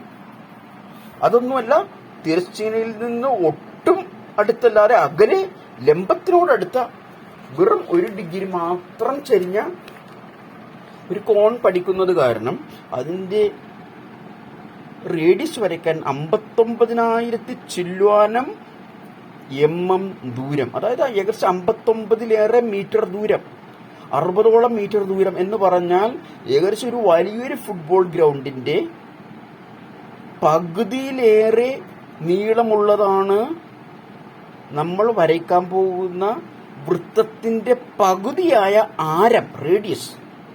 അപ്പൊ നമ്മൾ കോമ്പസ് ഉണ്ടാക്കുകയാണെങ്കിൽ ഏകദേശം 59,819 mm നീളം വരും. അത് പ്രായോഗികമാണോ അല്ല എന്ന് ഏവർക്കും അറിയാം. ഇനി അഥവാ അത് അപ്രകാരം ഉണ്ടാക്കി എന്ന് കരുതുക. ഉണ്ടാക്കിയാൽ അതുപോലെ വെച്ച് ഇതുപോലുള്ളൊരു വൃത്തം വരയ്ക്കാൻ ആക്യുറസി കിട്ടുമോ, കൃത്യത കിട്ടുമോ? ഇല്ലേ ഇല്ല. ഇനി എത്രയോ പ്രയാസങ്ങൾ അതുമൂലമുണ്ട്. അത്രയും ഏരിയ വേണം, അത്രയും വിസ്തീർണമുള്ള പ്രദേശം വേണം. അത് ഒരുപാട് സമയനഷ്ടം വരുത്തുന്നുണ്ട്, കൃത്യനഷ്ടപ്പെടുത്തുന്നുണ്ട്. അങ്ങനെയുള്ള പല ദോഷങ്ങൾ കാരണം മുമ്പ് ചെയ്ത സിസ്റ്റത്തിലൂടെ, അതായത് ആരം ഒറ്റ വൃത്തത്തിൽ വരയ്ക്കുന്ന രീതി, കോമ്പസ് ഉണ്ടാക്കി വരയ്ക്കുന്ന രീതി ഇതിൽ നടപ്പില്ല. അപ്പൊ അതിനാണ് നമ്മൾ എന്ത് ചെയ്തത്? കഴിഞ്ഞ ഫാബ്രിക്കേറ്റഡ് കോൺസ് എന്ന് പറയുന്ന സീരീസിലും സ്ട്രക്ചറൽ സൂപ്പർവൈസേഴ്സ് മാനുവൽ എന്ന സീരീസിലും ഡിഗ്രി കാൽക്കുലേഷൻസ് എന്ന് പറയുന്ന സീരീസിലും ഞാൻ കാണിച്ചു തന്നിരുന്നു. അതായത് ഇവിടെ മുതൽ ഒരു ലൈൻ വരച്ചിട്ട് ആ മെഷർമെന്റ് കണ്ടുപിടിച്ചിട്ട് അതിന്റെ കൃത്യം മധ്യഭാഗത്ത് നിന്ന് എത്ര ദൂരെയാണ് ഈ വൃത്തം പോകുന്നതെന്ന് കണ്ടുപിടിച്ചു എന്ന് പറഞ്ഞു അല്ലേ? നമ്മൾ അങ്ങനെ ചെയ്തിരുന്നു. നിങ്ങൾ ഓർമ്മിക്കണം, അല്ലെങ്കിൽ എന്റെ ആ സീരീസ് കണ്ടുപിടിച്ച് നോക്കണം. ഈ ഡെവലപ്മെന്റ് ഇപ്പോൾ നമ്മൾ കണ്ടുപിടിച്ചിട്ട് ഈ ഡെവലപ്മെന്റ്, അത് ഇവിടം മുതൽ തുടങ്ങി ഇവിടം വരെയും, അവിടെ മുതൽ ഇവിടം വരെയും, ഇവിടം വരെയും, അവസാനം ഇവിടം വന്ന് അവസാനിക്കുന്നതാണ് ഡെവലപ്മെന്റ്. ആ ഡെവലപ്മെന്റ് ഞാൻ ഒരിക്കൽ കൂടി മനസ്സിലാകുന്ന രീതിയിൽ മുഴുവൻ വൃത്തത്തിൽ, അതായത് ഇവിടെ മുഴുവൻ വൃത്തം വരച്ചിട്ടില്ലല്ലോ, ഈ വൃത്തം ഇങ്ങനെ തുടർന്നു പോവുകയാണല്ലോ, അവസാനം ഇവിടെ വന്ന് അവസാനിക്കുന്ന വൃത്തമാണല്ലോ, അത് മുഴുവനായിട്ട് ഞാൻ ഇപ്പുറത്തെ ഡയഗ്രാമിൽ വരച്ചിരിക്കുകയാണ്. ആ ഡെവലപ്മെന്റ് തന്നെയാണിത്. അതായത് ഇവിടെ തുടങ്ങി ഇവിടെ എത്തി, ഇവിടെ എത്തി, ഇവിടെ എത്തി, അവസാനം ഇവിടെ വന്ന് അവസാനിക്കുന്ന ഡെവലപ്മെന്റാണ്. അപ്പൊ അതിലെ ഈ വൃത്തഖണ്ഡത്തിന് വരെ പൂർണ്ണ വൃത്തം ഏകദേശം ഹാൻഡ് സ്കെച്ചിൽ ഞാൻ വരച്ചിരിക്കുന്നു, കൈകൊണ്ട് വരച്ചിരിക്കുന്നു. അതിൽ നമ്മൾ ഉപയോഗിക്കുന്ന കോമ്പസ് ഉപയോഗിക്കാൻ പറ്റില്ല എങ്കിലും അതിന്റെ റേഡിയസ് 59,819.8 ആണ്. അപ്പൊ ഇതിൽ നിന്ന് നമ്മൾ എന്താ ചെയ്യേണ്ടത്? ഈ മെഷർമെന്റ് കണ്ടുപിടിക്കണം. ഇവിടെ മുതൽ ഇവിടം വരെയുള്ള കണ്ടുപിടിക്കണം. അത് കണ്ടുപിടിച്ചു കഴിഞ്ഞാൽ ത്രികോണമിതിയിലെ കാൽക്കുലേഷൻ ഉപയോഗിച്ച് ഇവിടെ മുതൽ ഇവിടം വരെയുള്ള മെഷർമെന്റ്, അപ്പൊ എത്ര അകലെ മാറിയാണ് നിൽക്കുന്നതെന്ന് കണ്ടുപിടിക്കാൻ പറ്റും. അപ്പൊ അതിന് നമുക്ക് അത്യാവശ്യം വേണ്ടത് ഇതിന്റെ ഡിഗ്രി കിട്ടുക എന്നുള്ളതാണ്. ആ ഡിഗ്രി എങ്ങനെ കിട്ടും? എന്താണ് ഡിഗ്രിയും ഈ പെരിമീറ്ററും ചുറ്റളവും തമ്മിലുള്ള ബന്ധം പറഞ്ഞു തന്നിട്ടുള്ളതാണ്. അതുകൊണ്ട് അതിന്റെ വിശദ വിവരങ്ങളിൽ കടക്കുന്നില്ല. അതായത് ഒരു വൃത്തം വരച്ചു കഴിഞ്ഞാൽ ആ വൃത്തത്തിന് കൃത്യം 4 ഭാഗിച്ചു കഴിഞ്ഞാൽ ഇതിന്റെ പെരിമീറ്റർ 1 ആണെന്ന് കരുതുക. ഞാൻ പറയുന്നത് 1 ആണെന്ന് കരുതുക. ഇവിടെ ഞാൻ P1 എന്നും പറഞ്ഞ് എഴുതിയിട്ടുണ്ട്. എങ്കിൽ ഇവിടെ മുതൽ മൊത്തം പെരിമീറ്റർ എത്രയായിരിക്കും? അത് 4 ആയിരിക്കും നിങ്ങൾക്കറിയാം. കാരണം എത്ര ഭാഗങ്ങളുണ്ട്? പെരിമീറ്റർ 1 ഒരു ഭാഗം, പെരിമീറ്റർ 1 മറ്റൊരു ഭാഗം, പെരിമീറ്റർ 1 മറ്റൊരു ഭാഗം, പെരിമീറ്റർ 1 4ാമത്തെ ഭാഗം. അപ്പൊ 1 1 1 1 ഈ 4 ഒന്നും കൂടി കൂട്ടുമ്പോൾ, അല്ലെങ്കിൽ 1 × 4 കൊണ്ട് ഗുണിക്കുമ്പോൾ നമുക്ക് 4 കിട്ടുന്നു. അപ്പൊ ഈ പെരിമീറ്റർ 1 എന്നുള്ള യൂണിറ്റ് ആണെങ്കിൽ മൊത്തം പെരിമീറ്റർ 4 ആയിരിക്കുമെന്നറിയാം അല്ലേ? 4 ആയിരിക്കുമെന്നറിയാം. അപ്പൊ മൊത്തം പെരിമീറ്ററിനെ 4 പെരിമീറ്ററിനെ ഈ ഒരു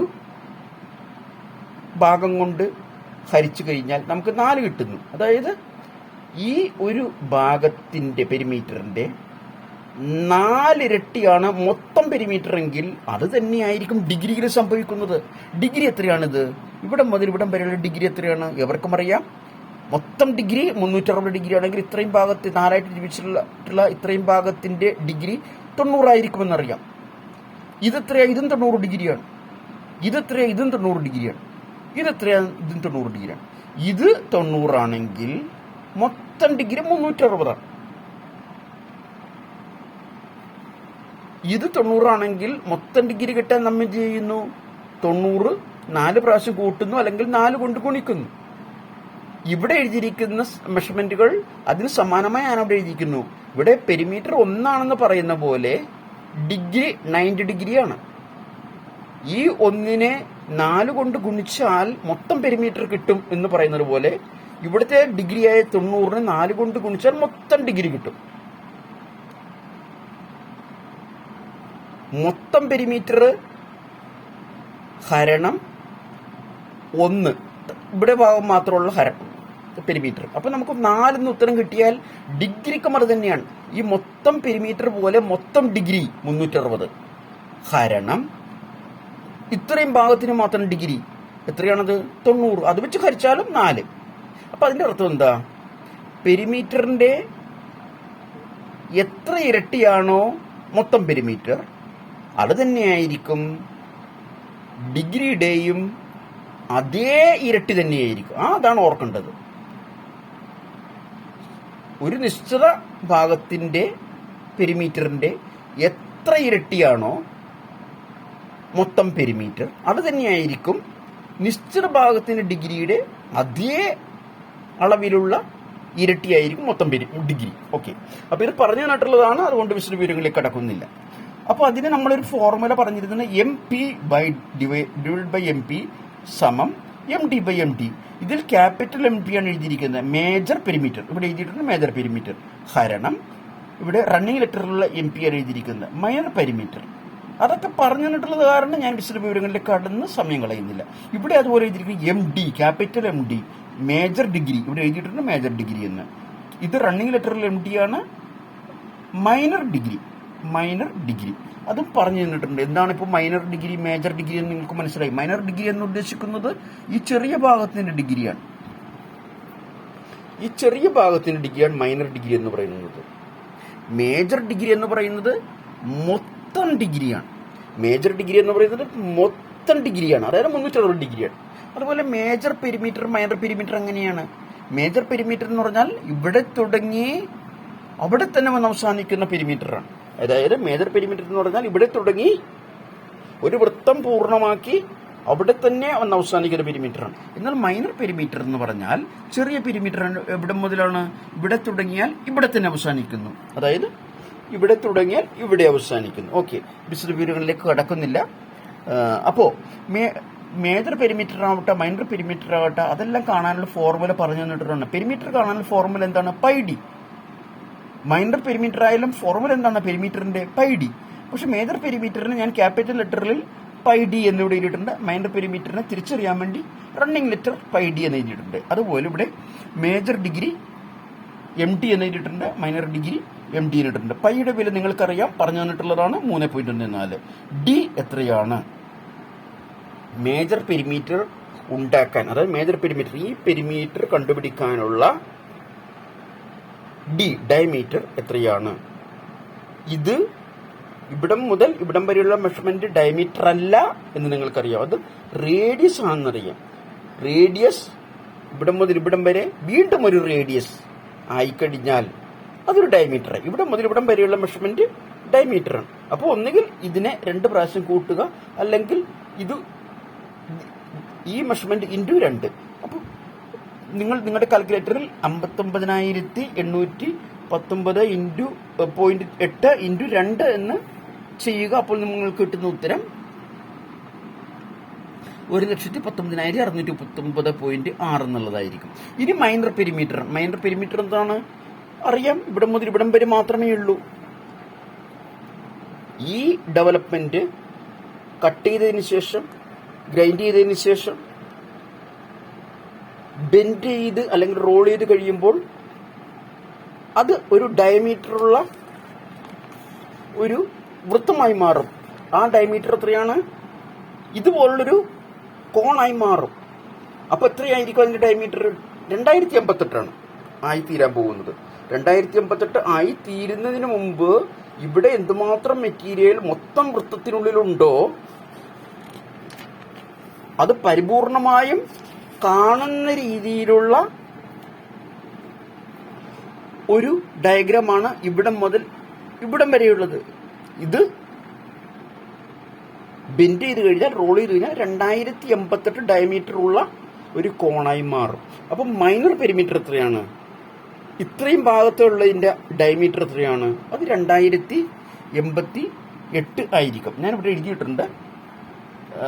മൈനർ പെരിമീറ്ററിന്റെ സ്ഥലത്ത് pi into small letter D 3.14 into 2088 എഴുതിയിട്ടുണ്ട്. അപ്പോൾ ഈ MD/MD വീണ്ടും ഞാൻ താഴോട്ട് എഴുതുന്ന MD എന്ന് പറഞ്ഞാൽ മേജർ ഡിഗ്രിയാണ്. അത് നിങ്ങൾക്ക് എവർക്കും അറിയാം. മൊത്തം ഡിഗ്രി 360 ആണ്. മൊത്തം ഡിഗ്രി 360 ആണ്. അത് അതേപടി തന്നെ എഴുതിയിട്ടുണ്ട്. മൈനർ ഡിഗ്രി നമുക്കറിയില്ല, നമ്മൾക്ക് കണ്ടുപിടിക്കണം. അപ്പോൾ അതിന് മൈനർ ഡിഗ്രി അതായത് മൈനർ ഡിഗ്രി എന്ന് പറഞ്ഞാൽ ഈ ഡിഗ്രി കണ്ടുപിടിച്ചു കഴിഞ്ഞാൽ മാത്രമേ നമുക്ക് ഇവിടെ മുതൽ ഇവിടം വരെ മെഷർമെന്റ് കിട്ടൂ. ബാക്കിയുള്ള മെഷർമെന്റ് അതിന് അങ്ങനെ ചെയ്യാൻ പറ്റൂ. അപ്പോൾ MD കണ്ടുപിടിക്കാൻ വേണ്ടി മൈനർ ഡിഗ്രി മൈനർ ഡിഗ്രി ഇവിടെ നിർത്തിക്കൊണ്ട് 360 അപ്പുറത്തേക്ക് എടുക്കുക എന്നുള്ളതാണ് നമുക്ക് ചെയ്യാനുള്ളത്. അത് തന്നെ ഇത് മൾട്ടിപ്ലിക്കേഷൻ ചെയ്യുക. ഞാൻ കാൽക്കുലേറ്ററിൽ കാണിച്ച് സമയം കളയുന്നില്ല. നിങ്ങൾ തീർച്ചയായിട്ടും ഇത് കാൽക്കുലേറ്ററിൽ ഗുണിക്കണം, അപ്പോൾ നിങ്ങൾക്ക് ഈ ഉത്തരം കിട്ടും. ഇതും നിങ്ങൾ കാൽക്കുലേറ്ററിൽ ഗുണിക്കണം, അപ്പോൾ നിങ്ങൾക്ക് ഈ ഉത്തരം കിട്ടും. എന്താണത്? 360/MD ആണ് എഴുതിയിട്ടുണ്ട്. വീണ്ടും നിങ്ങൾ ഈ രണ്ട് മെഷർമെന്റുകളും പരസ്പരം ഹരിക്കണം, നിങ്ങൾക്ക് ഈ ഉത്തരം കിട്ടും. 3,75,858.9 3,75,858.9 ഹരണം 6,559.6 6,559.6 സമം നമുക്ക് ഉത്തരം കിട്ടുന്നു 57.2987 എന്ന് നമുക്ക് ഉത്തരം കിട്ടുന്നു. 57.2987. എന്താണത്? ഈ 360/MDക്ക് നമുക്ക് ഉത്തരം കിട്ടിയിട്ട് 57.2987 സമം 360/MD. നമുക്ക് വേണ്ടത് MD ആണ്. MD ഇവിടെ നിർത്തിക്കൊണ്ട് 360 ഇങ്ങോട്ടേക്ക് വരുമ്പോൾ 360 താഴെ വരുമെന്നും ഹരിക്കപ്പെടുമെന്നും പറഞ്ഞിട്ടുണ്ട്. അത് അതേപടി സംഭവിച്ചിരിക്കുന്നു. 360ന്റെ ഭാഗത്ത് 1 വരുമെന്നുള്ളത് അതേപടി വന്നിരിക്കുന്നു. നമുക്ക് 1/MD അല്ല കണ്ടുപിടിക്കേണ്ടത്, MD/1 ആണ്. അത് തിരിച്ചിട്ടിരിക്കുന്നു. അതുപോലെ ഇവിടെയും തിരിച്ചിട്ടു. 360 താഴെയായിരുന്നു, മുകളിലേക്ക് വന്നു. 57.2987 മുകളിലായിരുന്നു, താഴെ വന്നിരിക്കുന്നു. MD/1 എന്ന് പറഞ്ഞാൽ MD തന്നെയാണെന്ന് അറിയാം. ഇനി നിങ്ങൾ 360/57.2987 ഹരിച്ചു നോക്കുക. നിങ്ങൾക്ക് കിട്ടുന്ന ഉത്തരം 6.2828 ആണ്. എന്താണ് 6.2828? ഈ ദൂരം ഇവിടം മുതൽ ഇവിടം വരെയുള്ള ഡിഗ്രിയാണ് 6.2828. അപ്പോൾ അതിൽ നിന്ന് നമുക്ക് ഈ അളവ് കണ്ടുപിടിക്കാൻ പാടില്ലേ? പറ്റും. എങ്ങനെ? ഈ മെഷർമെന്റും ഇവിടം മുതൽ മധ്യഭാഗം വരെയുള്ള ലൈനും മധ്യഭാഗം മുതൽ ഇവിടം വരെയുള്ള ലൈനും ചേർത്ത് ഒരു ത്രികോണം ഉണ്ടാക്കുക. ആ ത്രികോണമാണ് ഞാൻ അടുത്ത ഡയഗ്രാമിൽ വരച്ചിരിക്കുന്നത്. നോക്കുക, നമ്മൾക്ക് കിട്ടിയിരിക്കുന്ന 6.2828 എന്നുള്ള ഡിഗ്രി ഇപ്പോൾ കിട്ടി. റേഡിയസ് മുമ്പത്തതുപോലെ അതേപോലെ ഞാൻ എഴുതിയിരിക്കുന്നു 59,819.8. നമുക്ക് വേണ്ടത് എന്താണ്? ഇവിടം മുതൽ ഇവിടം വരെയുള്ള സ്ട്രെയിറ്റ് നേരെയുള്ള അളവ് കിട്ടണം. അപ്പൊ അതിന് നമ്മൾ എന്ത് ചെയ്യണം? മുമ്പ് പറഞ്ഞതുപോലെ ഒരു ത്രികോണം ഉണ്ടാക്കണം. ഇവിടം മുതൽ ഇവിടം വരെയും, ഇവിടം മുതൽ മധ്യഭാഗം വരെയും, മധ്യഭാഗം മുതൽ ഈ മൂല വരെയുമുള്ള ഒരു ത്രികോണം ഉണ്ടാക്കണം. എങ്കിൽ നമുക്ക് ഡിഗ്രിയും ഈ നീളവും ഉപയോഗിച്ച് ഈ നീളം കണ്ടുപിടിക്കാൻ പറ്റും. ഈ നീളം കണ്ടുപിടിച്ചാൽ അതിന്റെ ഇരട്ടിയാണ് ഇവിടം മുതൽ ഇവിടം വരെയുള്ള നീളം, അല്ലേ? ഈ 6.2828 എന്നുള്ള ഡിഗ്രിയുടെ പകുതിയായി മാറും അത്, അല്ലേ? നമ്മൾ ഇങ്ങനെ മധ്യഭാഗത്തോട് വിഭജിക്കാൻ പോകണം. ഇവിടം മുതൽ ഇവിടം വരെ വിഭജിക്കാൻ പോകണം. അതാണ് ഞാൻ ഇവിടെ വിഭജിച്ചു ഇവിടം വരെ എഴുതിയിരിക്കുന്നത്. വിഭജിച്ചു. മധ്യഭാഗത്ത് എവിടെ എത്തിയോ അവിടെ മുതൽ ഈ മൂല വരെ, അതാണ് ഞാൻ ഇവിടെ വരച്ചിരിക്കുന്നത്. ഇവിടം മുതൽ ഇവിടം വരെ എവിടെ എത്തിയോ അവിടെ മുതൽ റേഡിയസ് വരയ്ക്കാൻ ഉപയോഗിച്ച പോയിന്റ് വരെ, അതാണ് ഇവിടെ വരച്ചിരിക്കുന്നത്. അതിൽ 6.2828ന്റെ കൃത്യം പകുതിയായി നമ്മൾ ഭാഗിച്ചത് കാരണം 6.2828 എന്നുള്ളതിന്റെ പകുതി 3.1414 ഞാൻ എഴുതിയിട്ടുണ്ട്. ഈ മെഷർമെന്റ് കഴിഞ്ഞ അതേ മെഷർമെന്റ് തന്നെയാണ് 59,819.8. ഈ രണ്ട് മെഷർമെന്റ് ഉപയോഗിച്ചുകൊണ്ട് നമുക്കിത് കണ്ടുപിടിക്കാം. അപ്പോൾ നമുക്ക് ഈ മെഷർമെന്റ് ഓൾറെഡി കിട്ടും ഇവിടെ മുതൽ ഇവിടം വരെയുള്ള. കാരണം ഈ മെഷർമെന്റ് കിട്ടിക്കഴിഞ്ഞാൽ അതിന്റെ ഇരട്ടിയാണ് മൊത്തം നീളമെന്ന് നമുക്കറിയാം. ഇതെങ്ങനെയാണ് കണ്ടുപിടിക്കുന്നത്? അതിന് നമ്മൾ സൈൻ തീറ്റയെന്നോ കോസ് തീറ്റയെന്നോ ടാൻ തീറ്റയെന്നുള്ള ഫോർമുലയാണ് ഉപയോഗിക്കുന്നത്. ഇവിടെ സാധിക്കുന്ന ഫോർമുല സൈൻ തീറ്റയാണ്.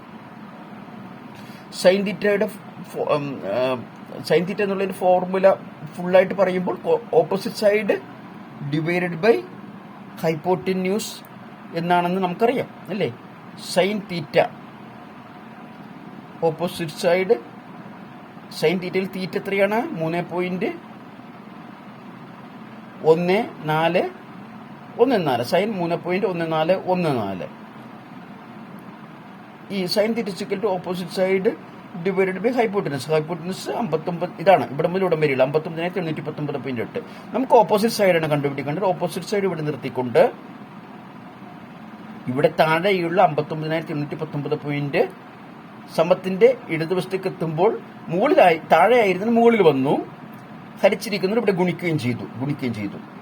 ഓക്കെ, അപ്പോൾ ഓപ്പോസിറ്റ് സൈഡ് നമ്മൾ കണ്ടുപിടിക്കാൻ പോവുകയാണ്. അതിൽ സൈൻ തീറ്റ എന്ന് പറഞ്ഞാൽ സൈൻ 3.1414 ആണ്. 59,819 ഇത് രണ്ടും തമ്മിൽ നിങ്ങൾ ഗുണിക്കുക. അപ്പോൾ നിങ്ങൾക്ക് ഓപ്പോസിറ്റ് സൈഡ് കിട്ടും. നിങ്ങൾ കിട്ടുന്ന ഉത്തരം 3278.1 എന്നാണ്. തീർച്ചയായിട്ടും വീഡിയോ സിനിമ കാണുന്നത് പോലെ കാണരുത്. ആവർത്തിക്കുകയാണ്. വിരസത തോന്നിയിട്ട് കാര്യമില്ല. നിങ്ങൾ കാൽക്കുലേറ്ററിൽ കണ്ടുപിടിച്ചതിന് ശേഷം മാത്രമേ പോസ്റ്റിലിട്ടിരിക്കുന്ന എൻ്റെ വീഡിയോ രണ്ടാമത് ഓപ്പൺ ആക്കാൻ പാടുള്ളൂ. 3278.1 ഏതാണ്? ഇവിടെ മുതൽ ഇവിടം വരെയുള്ള മെഷർമെന്റ്. ഏതാണ്? ഇവിടെ മുതൽ ഇവിടം വരെയുള്ള മെഷർമെന്റ് 3278.1 എങ്കിൽ ഇവിടെ മുതൽ ഇവിടം വരെയുള്ള മെഷർമെന്റ് എത്രയാണ്? 3278.1 രണ്ട് പ്രാവശ്യം കൂട്ടുക, അല്ലെങ്കിൽ 3278.1 ഇൻറ്റു 2 എത്രയാണത്? മൊത്തം 6556.3 6.2828 എന്നുള്ള ഡിഗ്രി ഞാൻ അതേപടി ഇവിടെ എഴുതിയിരിക്കുന്നു. 59,819.8 59,819 അതേപടി ഇവിടെ എഴുതിയിരിക്കുന്നു. 3278.1 പകുതിയായ ത്രികോണമാണ്. ഇത് മുഴുവനായിട്ടുള്ള ത്രികോണം. അതായത് ഇവിടെ തുടങ്ങി ഇവിടെ വരെയും അവസാനിക്കുന്ന ത്രികോണം ഞാൻ എഴുതിയിരിക്കുന്നു 6556.3 എന്ന് നമുക്ക് കിട്ടിയിരിക്കുന്നു. ഇവിടെ മുതൽ 6556.3 അതാണ് ഞാൻ ഇവിടെ എഴുതിയിരിക്കുന്നത്. 6556.3. അപ്പോ ഇനി അടുത്ത സ്റ്റെപ്പ് എന്താണ്? നമുക്കിവിടെ ക്ലോസ് ചെയ്തിട്ട് കാര്യമില്ല. കാരണം നമ്മൾ ഇങ്ങനത്തെ ഒരു റൗണ്ട് വരയ്ക്കുന്നില്ല, കോമ്പസ് ഉണ്ടാക്കുന്നില്ല. പകരം കൃത്യം മധ്യഭാഗത്തിന് എത്ര ദൂരെയാണ് ഈ വർത്തുളാകൃതി വരുന്നതെന്ന് കണ്ടുപിടിക്കുകയാണ് നമ്മൾ ചെയ്യാൻ പോകുന്നത്. അവിടെ വർത്തുളാകൃതി എത്ര ദൂരമെന്ന് വെച്ച് കഴിഞ്ഞാൽ ആ കിട്ടിയിരിക്കുന്നതിൽ നിന്ന് വീണ്ടും ആ പോയിന്റിൽ നിന്ന് വീണ്ടും ഒരു ലൈൻ നമ്മൾ ഇവിടെ മുതൽ മൂല വരെ നേർരേഖ വരയ്ക്കും. ആ നേർരേഖയുടെ മധ്യത്തിന് എത്ര ഭാഗം പ്രൊജക്ഷൻ ഇതിനുണ്ടെന്നു അല്ലേ? അങ്ങനെയല്ലേ ഫാബ്രിക്കേറ്റഡ് കോൺസ് എന്ന് പറഞ്ഞ സീരീസിലും structural supervisors manual Hindi episode എന്ന് പറയുന്ന സീരീസിലും ഡിഗ്രി കാൽക്കുലേഷനിലും നമ്മൾ പഠിച്ചത് തീർച്ചയായിട്ടും അങ്ങനെയാണ്. അവിടെ പഠിപ്പിച്ചതുകൊണ്ട് ഇവിടെ ഞാൻ വിശദീകരിക്കുന്നുണ്ട്. അതായത് ഇവിടെ മധ്യഭാഗത്തിന് എത്ര ദൂരെയാണ് കണ്ടുപിടിക്കും. ആ പോയിന്റിൽ നിന്ന് ഒരു ലൈൻ ഇങ്ങോട്ടേക്ക് നേരെ വരയ്ക്കും. അതിന്റെ മധ്യഭാഗത്തിന് എത്ര ദൂരെയാണെന്ന് കണ്ടുപിടിക്കും. ഇപ്പോൾ കിട്ടിയിരിക്കുന്ന ഈ പോയിന്റിൽ നിന്ന് വീണ്ടും ഒരു നേർരേഖ വരയ്ക്കും. അതിന്റെ മധ്യഭാഗത്തിന് എത്ര ദൂരെയാണ്. അപ്പോൾ ഇവിടെ ഏതെല്ലാം മെഷർമെന്റ് കിട്ടുന്നു ആ മെഷർമെന്റുകളെല്ലാം ഈ ഭാഗത്തേക്കും നമുക്ക് അപ്ലൈ ചെയ്യാൻ പറ്റും, നമുക്ക് പ്രയോഗിക്കാൻ പറ്റും. ഓക്കെ, അടുത്ത ഡയഗ്രാമിൽ ഇതിന്റെ വിശദവിവരങ്ങൾ ഞാൻ കാണിച്ചിട്ടുണ്ട്. നോക്കൂ, ഞാൻ ഇപ്പോൾ പറഞ്ഞത് അത് തന്നെയാണ്. അതായത് ഇവിടം മുതൽ ഇവിടം വരെ 6556.3 നമുക്ക് കിട്ടി. അതിന്റെ കൃത്യം മധ്യഭാഗത്ത് നിന്ന് എത്ര ദൂരെയാണ് നമ്മൾ കണ്ടുപിടിക്കാൻ പോവുകയാണ്. കണ്ടുപിടിച്ചു കഴിഞ്ഞാൽ ഏകദേശം ആക്രസ് കിട്ടി വൃത്തത്തിന്റെ. ഇത് ഇത്രയും വലിയ റൗണ്ട് ഒന്നും ആയിരിക്കില്ല എന്ന് നിങ്ങൾക്ക് ഞാൻ പറഞ്ഞു തന്നു. കാരണം 59,819 റേഡിയസ് വെച്ച് വരച്ചു കഴിഞ്ഞാൽ വളരെ ലൈറ്റായിട്ടുള്ള റേഡിയസ് ആയിരിക്കും. ഇതുപോലെയും പോലും ആയിരിക്കില്ല, കണ്ണുകൊണ്ട് കാണാൻ പോലും പറ്റാത്ത ഏകദേശം നേർരേഖ പോലെ ഇരിക്കുന്നതായിരിക്കും. അതുകൊണ്ട് ഇപ്രകാരം കോമ്പസ് ഇല്ലാതെ വരയ്ക്കുന്ന സിസ്റ്റം ചെയ്യേണ്ടി വന്നപ്പോൾ കണ്ടുപിടുത്തത്തിലേക്ക് പോയ രീതിയാണ് പഠിപ്പിക്കുന്നത്. ഓക്കെ, അപ്പോ ഈ ഡിസ്റ്റൻസ് നമ്മൾ ആദ്യം കണ്ടുപിടിക്കും, ഈ അളവ്. അത് കഴിഞ്ഞിട്ട് എവിടെ എത്തിയോ അവിടെ നിന്ന് വീണ്ടും ഒരു നേർരേഖ വരയ്ക്കും. അത് ഞാനിപ്പോൾ പറഞ്ഞു തന്നതാണ്. അതിന്റെ മധ്യഭാഗത്ത് നിന്ന് എത്ര ദൂരം വരെയാണ് റൗണ്ട് വരുന്നത് കണ്ടുപിടിക്കും. അവിടെ നിന്ന് വീണ്ടും നേരെ ഒരു ലൈൻ വരയ്ക്കും. അതിന്റെ മധ്യഭാഗത്ത് നിന്ന് എത്ര ദൂരമാണ് കണ്ടുപിടിക്കും. വീണ്ടും വരയ്ക്കാം, ഞാനിവിടെ വരച്ചിട്ടില്ല. അതിന്റെ മധ്യഭാഗത്ത് കണ്ടുപിടിക്കും, വീണ്ടും വരയ്ക്കും. അങ്ങനെ എത്ര ആക്യുറസി വരെ കിട്ടണമോ അത്രയും വരെ കിട്ടും. അധികം ആക്യുറസിയുടെ ആവശ്യമൊന്നുമില്ല. കാരണം ഈ ഏകദേശം 59,000-ത്തിൽ ചില്ലുവാനം റേഡിയസ് ഉള്ളതിന് ഒരു 0.5 നമ്മൾ കണ്ടില്ല എന്ന് വെച്ചെന്ന് പറഞ്ഞ് 0.5 കണ്ടില്ല എന്ന് വെച്ച് അതെന്തോ വലിയൊരു ഗുരുതരമായ പ്രശ്നമായി മാറില്ല. നമ്മൾ സ്പാനിഷ് കേർവ് ഉപയോഗിച്ച് വരയ്ക്കുകയാണ്. എങ്കിലും 0.5ന്റെ താഴെ കൂടി എടുത്തോളൂ. അപ്പോൾ നല്ല ആക്യുറസിയോടുകൂടി കിട്ടാൻ സാധിക്കുന്ന രീതിയിൽ 0.5ന്റെ താഴെ മെഷർമെന്റ് വരുന്ന രീതിയിൽ വരെ നമുക്ക് ഈ മധ്യഭാഗത്ത് നിന്ന് വർത്തുളാകൃതി വരെ എത്ര പ്രൊജക്ഷൻ ആണെന്ന് കണ്ടുപിടിക്കാം. ഓക്കെ, അപ്പോൾ നമുക്ക് ഇപ്പോൾ കിട്ടിയിരിക്കുന്ന രണ്ട് മെഷർമെന്റുകൾ 59,819.8 നേരത്തെ കിട്ടിയതാണ്. ഇപ്പോൾ കണ്ടുപിടിച്ച മെഷർമെന്റാണ് 6,876. ഈ മെഷർമെന്റ് നമ്മൾ കണ്ടുപിടിക്കാൻ പോവുകയാണ്. അതിനെന്താണോ വഴി? ത്രികോണമിതിയിലെ കാൽക്കുലേഷനുകൾ തന്നെ. നമുക്കൊരു ത്രികോണമിതിയിലെ കാൽക്കുലേഷൻ ചെയ്യാമല്ലോ.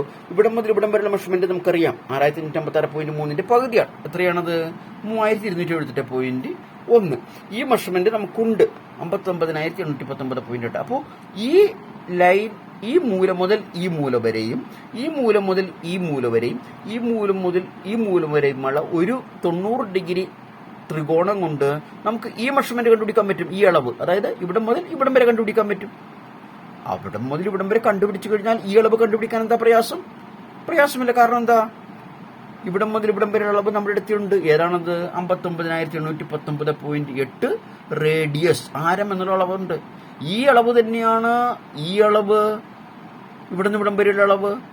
ആ അളവ് തന്നെയാണ് ഇവിടുന്ന് ഇവിടം വരെയും ഈ വൃത്തത്തിലെ ഏത് പോയിന്റിലേക്കുള്ള അളവെന്ന് ഒരു കൊച്ചുകുട്ടിയെ പോലും പഠിപ്പിക്കേണ്ട ആവശ്യമില്ല. അപ്പോൾ ഈ അളവ് മാത്രം കിട്ടിയാലും മതി. നമുക്ക് ഇവിടം മുതൽ ഇവിടം വരെയുള്ള അളവ് മാത്രം കിട്ടിയാലും മതി. അതിനെന്തുപയോഗിക്കണം? a² + b² = c² എന്ന ഫോർമുല ഉപയോഗിക്കണം. പഠിപ്പിച്ചു തന്നിട്ടുള്ളത് കൊണ്ട് അതിന്റെ വിശദവിവരങ്ങളിലേക്ക് കടക്കുന്നില്ല.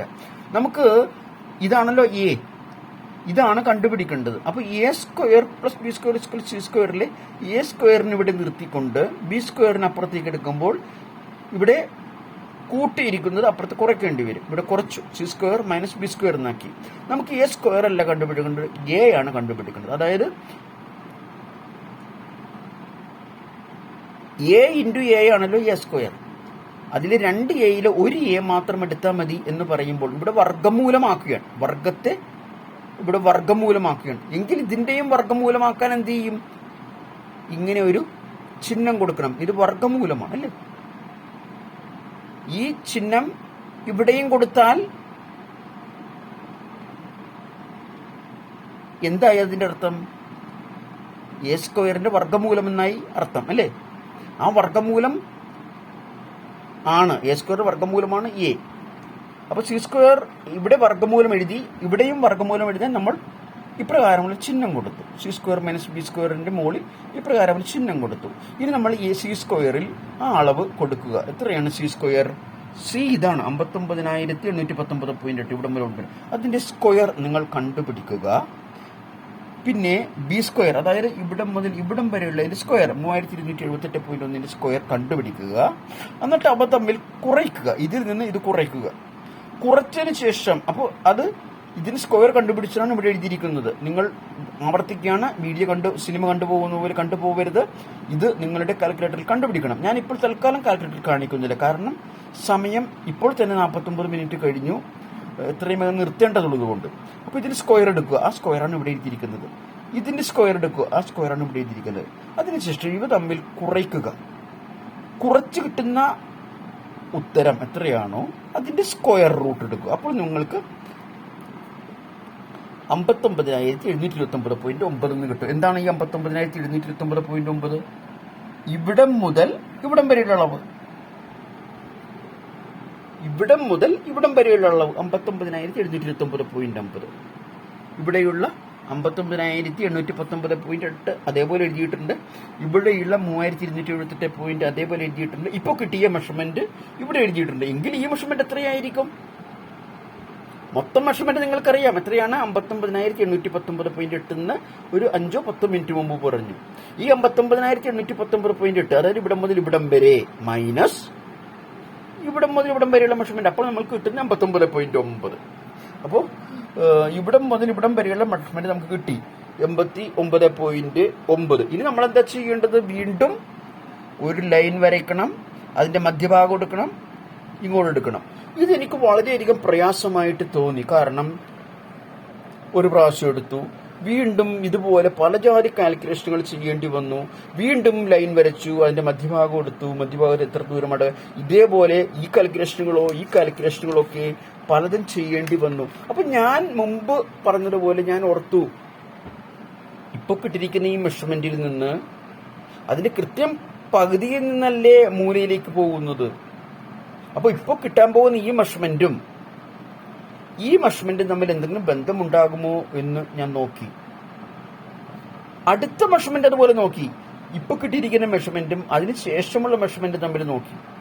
ഞാൻ അപ്പോൾ അങ്ങനെയെല്ലാം നോക്കിക്കഴിഞ്ഞപ്പോ എനിക്ക് ആദ്യത്തെ മെഷർമെന്റ് ആയിട്ട് കിട്ടിയത് 89.9. നിങ്ങൾക്ക് എന്റെ ഫാബ്രിക്കേറ്റഡ് കോൺസ് മലയാളം സീരീസ് ഒന്ന് നോക്കുക. നിങ്ങൾക്ക് ഈ 89.9 കിട്ടിയതും അതിനുശേഷം കിട്ടിയിരിക്കുന്ന മെഷർമെന്റുകളൊക്കെ അതിൽ കാണിച്ചിട്ടുണ്ട്. ജസ്റ്റ് ഞാൻ ഇതിന്റെ വിശദവിവരങ്ങളിൽ കടക്കുന്നില്ല എങ്കിലും അന്ന് നിങ്ങൾ കണ്ടത് ഒന്ന് കാണാൻ വേണ്ടി ഞാൻ കാണിച്ചിരിക്കുകയാണ്. ഇതൊക്കെ നിങ്ങൾ അന്ന് ക്ലാസ്സിൽ പഠിച്ചിട്ടുള്ളതാണ്.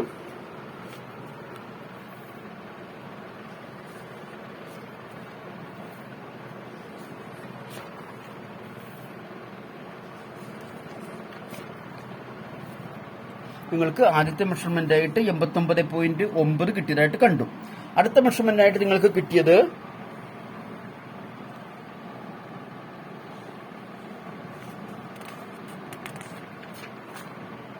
അടുത്ത മെഷർമെന്റ് ആയിട്ട് നിങ്ങൾക്ക് കിട്ടിയത് 22.5 ആണ്.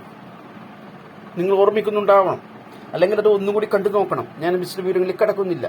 അപ്പൊ 89.9 ശേഷം നിങ്ങൾക്ക് കിട്ടിയ മെഷർമെന്റ് 22.5 എന്നുള്ളതാണ്. 22.5 കണ്ടതിന് ശേഷം നിങ്ങൾക്ക് പിന്നീട് മെഷർമെന്റ് 89.9 ആദ്യം കണ്ടു, പിന്നെ 22.5 കണ്ടുപിടിച്ചു. 22.5 കണ്ടതിന് ശേഷം അതിനെയും വീണ്ടും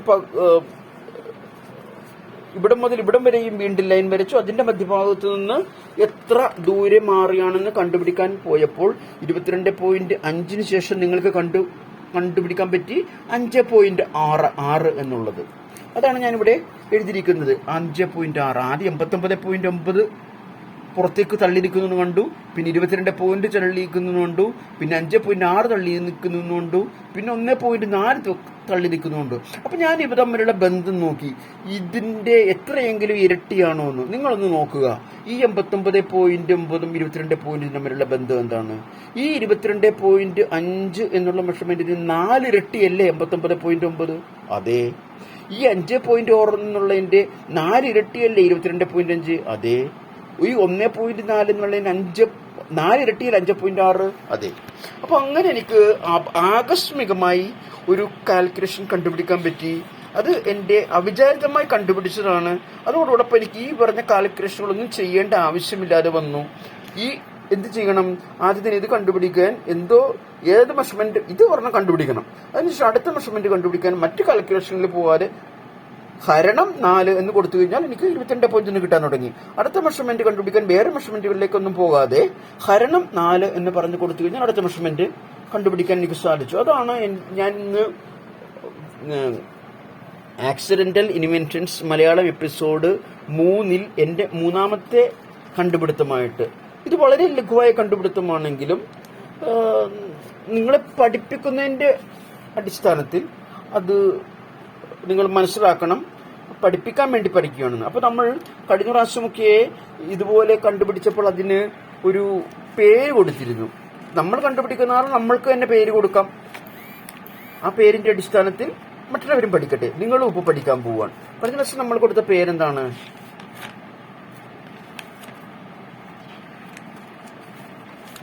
കഴിഞ്ഞ പ്രാവശ്യം നമ്മൾ കണ്ടുപിടിക്കാൻ പോയപ്പോൾ ആ മെഷർമെന്റ് നമ്മൾ കൊടുത്ത C2A, അതായത് ഇപ്രകാരമുള്ള ഒരു വൃത്തത്തിൽ C ഈ പോയിന്റ് മുതൽ മൊത്തം 12 ഭാഗിച്ചിട്ടുള്ളതിൽ ഈ പോയിന്റ് മുതൽ ഈ എ എന്ന പോയിന്റ് വരെ കണ്ടുപിടിക്കാൻ മറ്റു കാൽക്കുലേഷനുകളിലേക്കും പോകേണ്ട റേഡിയസ് ബൈ 2 എന്ന് കൊടുത്താൽ മതി എന്ന് പറഞ്ഞതുപോലെ ഇന്ന് നമ്മൾ ഒരു പേര് കണ്ടുപിടിക്കണം. എന്ത് പേര് കണ്ടുപിടിക്കാൻ പറ്റും? അതായത് ഈ പറഞ്ഞ മെഷർമെന്റിന്റെ 4/1 ഇവിടെ നിന്ന് ഒരു ലൈൻ വരച്ചാൽ ഇങ്ങോട്ടുള്ള പ്രൊജക്ഷൻ. അതായത് നമുക്ക്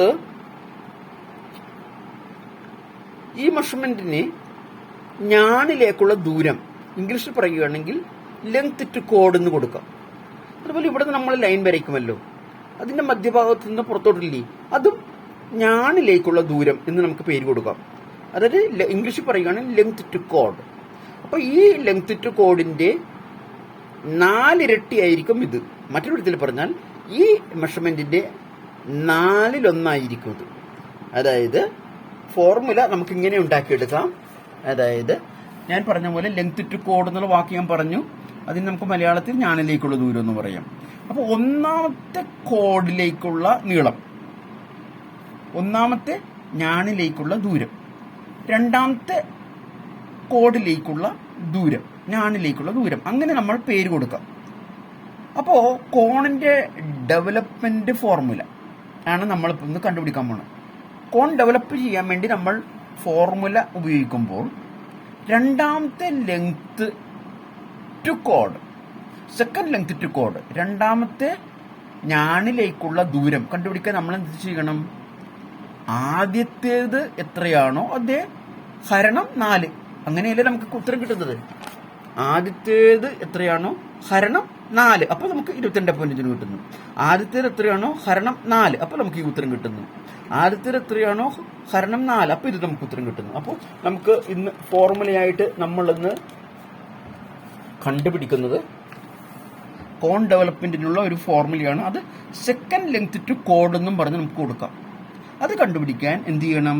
ഫസ്റ്റ് ലെങ്ത് ടു കോഡ് ഹരണം 4 എന്ന് കൊടുക്കാം. ഇതാണ് ഞാൻ എൻ്റെ ആക്സിഡന്റ് യൂണിറ്റ്സ് മലയാളം എപ്പിസോഡ് 3 മൂന്നാമത്തെ ഇൻവെൻഷനായിട്ട് അവതരിപ്പിക്കുന്നത്. ഇതുപോലെ തീർച്ചയായിട്ടും നിങ്ങളും ഇൻവെന്റ് ചെയ്യണം. അതിനെന്താണ് വേണ്ടത്? ആവർത്തിച്ചു വരുന്ന കാൽക്കുലേഷനുകൾ ഉണ്ടെങ്കിൽ ഈ പറഞ്ഞ 2 കാര്യങ്ങൾ തമ്മിൽ ബന്ധമുണ്ടല്ലോ എന്ന് കരുതി കണ്ടുപിടിച്ചാൽ മാത്രമേ കണ്ടുപിടുത്തം നടക്കുകയുള്ളൂ. അങ്ങനെയാണ് ഇന്നോളം ഉണ്ടായിട്ടുള്ള എല്ലാ കണ്ടുപിടുത്തങ്ങളും. പെരിമീറ്റർ സിക്കറ്റ് പൈ ഇൻറ്റു ഡി എന്നുള്ള മഹത്തായ കണ്ടുപിടുത്തം കണ്ടുപിടിച്ച ശാസ്ത്രജ്ഞൻ എങ്ങനെയാണത് കണ്ടുപിടിക്കാൻ സാധിച്ചത്? അദ്ദേഹം ചിന്തിച്ചത് ഇത്രയേ ഉള്ളൂ. റേഡിയസ് കൂടുന്ന അനുസരിച്ച് പെരിമീറ്ററും കൂടില്ലേ എന്ന് ചിന്തിച്ചിട്ടുണ്ട്. അപ്പൊ അതിന്റെ അടിസ്ഥാനത്തിലായിരിക്കണം പെരിമീറ്റർ ചുറ്റളവ് കണ്ടുപിടിക്കാൻ പൈ ഇൻറ്റു ഡി എന്നുള്ള ഫോർമുല കണ്ടുപിടിച്ചത്. അപ്പൊ അതുപോലെ ഓരോ കണ്ടുപിടുത്തങ്ങൾ കണ്ടുപിടിക്കുന്ന വ്യക്തികളായി നിങ്ങൾ ഓരോരുത്തരും മാറണം. ഞാൻ എന്റെ പല ടൂൾ ബോക്സ് ടോക്കുകളിലും പറയുന്നത് പോലെ ഏറ്റവും സർഗാത്മകമായ ഒരു ജോലി ഉണ്ടെങ്കിൽ, ഒരു തൊഴിലുണ്ടെങ്കിൽ, ഞാൻ മനസ്സിലാക്കിയിടത്തോളം അത് ഫാബ്രിക്കേഷൻ ജോലിയാണ്. അത് അതിൻ്റെതായ രീതിയിൽ ചെയ്തു കഴിഞ്ഞാൽ ഇത്രയും സർഗാത്മകമായ ഒരു ജോലിയില്ല. പലരും തെറ്റിദ്ധരിച്ചുകൊണ്ട് ഒരു IAS ജോലിയോ IFS IPS ജോലിയോ ഒക്കെയാണ് സർഗാത്മക ജോലി എന്ന് പറഞ്ഞു പോകാറുണ്ട്. ഒരു IAS ചെയ്യുന്ന ജോലി എന്താണ്? സത്യം പറഞ്ഞാൽ അതൊരു ക്ലറിക്കൽ ജോബല്ലേ. കഴിഞ്ഞ പേജിൽ എന്ത് എഴുതിയോ അത് ഇപ്പുറത്തെ പേജിലേക്ക് മാറ്റി എഴുതുന്നു. കഴിഞ്ഞ പേജിൽ എന്ത് കണക്ക് കൂട്ടിയോ അത് മറ്റൊരു രീതിയിൽ അടുത്ത പേജിലേക്ക് കണക്ക് കൂട്ടുന്നു. അതായിരുന്നു പണ്ടെങ്കിൽ അതെല്ലാം ഇന്ന് കമ്പ്യൂട്ടറിൽ ചെയ്യുന്നു എന്നുള്ള വ്യത്യാസം മാത്രം. എന്നാൽ പ്രതിഭാശാലിയായ ഒരു ഫാബ്രിക്കേറ്റർ അയാൾ ചെയ്യുന്നത് വെറും ഒരു ഗ്രൈൻഡർ കൊണ്ടുള്ള ജോലിയാണെന്ന് കരുതരുത്. ഒരു സ്ക്വയർ കൊണ്ടുള്ള ഒരു ജോലിയാണെന്ന് കരുതരുത്. ഒരു ഹാമർ ചുറ്റിക കൊണ്ടുള്ള ജോലിയാണെന്ന് കരുതരുത്.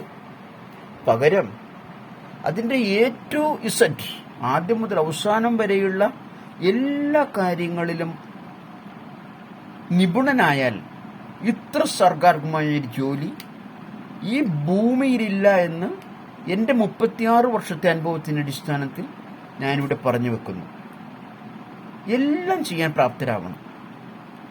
തുടങ്ങുമ്പോൾ അതിൻ്റെ ഡിസൈനിങ് മുതൽ ഡ്രോയിങ് വരയ്ക്കുന്നത് മുതൽ കാൽക്കുലേഷനുകൾ മുതൽ ഈസി മെത്തേഡുകൾ മുതൽ ജിഗ്സ് ആൻഡ് ഫിക്സ്റ്റേഴ്സുകൾ ഉണ്ടാക്കുന്നത് മുതൽ മെറ്റീരിയൽ നശിപ്പിക്കാതെ ജോലി ചെയ്യുന്നത് മുതൽ ടൂൾസ് ആൻഡ് എക്യുപ്മെന്റ്സ് നശിപ്പിക്കാതെ ജോലി ചെയ്യുന്നത് മുതൽ സേഫ്റ്റിയോടുകൂടി വർക്ക് ചെയ്യുന്നത് മുതൽ സെൽഫ് സേഫ്റ്റിയും അതേ സേഫ്റ്റിയും ടൂൾസ് ആൻഡ് എക്യുപ്മെന്റ് സേഫ്റ്റിയും മെറ്റീരിയൽ സേഫ്റ്റിയും പാലിച്ചു കൊണ്ടുപോകുന്നത് മുതൽ ഏറ്റവും അവസാനത്തെ ഓപ്പറേഷൻ, അതൊരു പക്ഷേ വെൽഡിങ്ങിന് ശേഷമുള്ള ഗ്രൈൻഡിങ് ആവാം, അല്ലെങ്കിൽ ബഫിങ് ആവാം, എന്തെങ്കിലും ആവട്ടെ, അവിടെ വരെ ചെയ്ത് തീർക്കാൻ പ്രാപ്തനാകുന്ന വ്യക്തി സാധാരണ ഫാബ്രിക്കേറ്റർ അല്ല.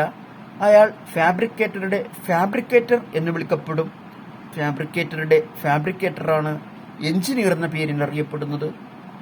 എഞ്ചിനീയർ ഇന്നലെ ചെയ്തിരുന്ന വ്യത്യസ്തമായി ഇന്ന് എന്തെങ്കിലും ചെയ്താൽ ഇന്നിൽ നിന്ന് വ്യത്യസ്തമായി നാളെയും ചെയ്യുന്ന വ്യക്തിയാണെങ്കിൽ അയാൾക്കും സർഗാത്മകതയായി. അയാൾ വെറും ഒരു എഞ്ചിനീയർ അല്ല, എഞ്ചിനീയറുടെ എഞ്ചിനീയറാണ്.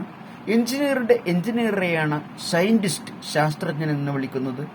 ശാസ്ത്രജ്ഞനായിരിക്കുക. Be the doctor of iron എന്ന് ഞാൻ പല ടൂൾ ബോക്സ് ടോക്കുകളിലും പറയുന്നത് നിങ്ങൾ കേട്ടിട്ടുള്ളതാണ്. അത് ജീവിതത്തിൽ പ്രാവർത്തികമാക്കുക.